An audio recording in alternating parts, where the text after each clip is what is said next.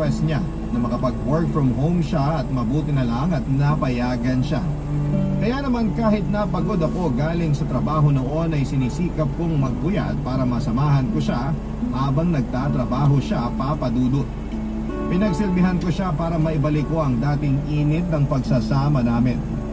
Masaya na po ako noon sa ganong klase ng setup namin. Kahit papaano ay napapag-work din naman namin ang mga araw namin. Yun nga lang, Papa Dudut, hindi ko akalain na ang pagkakaroon niya ng work from home na pala ang pagmumula ng problema naming dalawa ni Laika. Wala akong kamuang-muang noon sa mga nangyayari.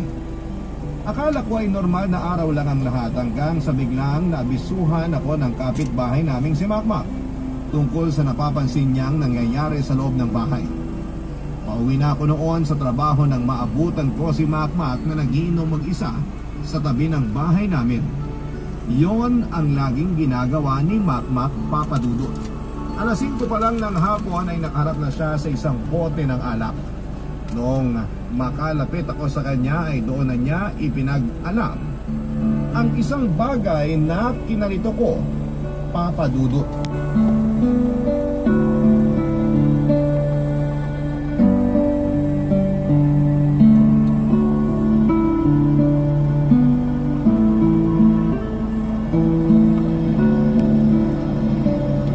Uy, Aaron!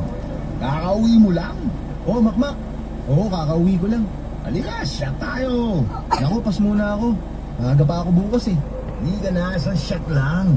Pasensya ka na talaga, may... Pagbigyan mo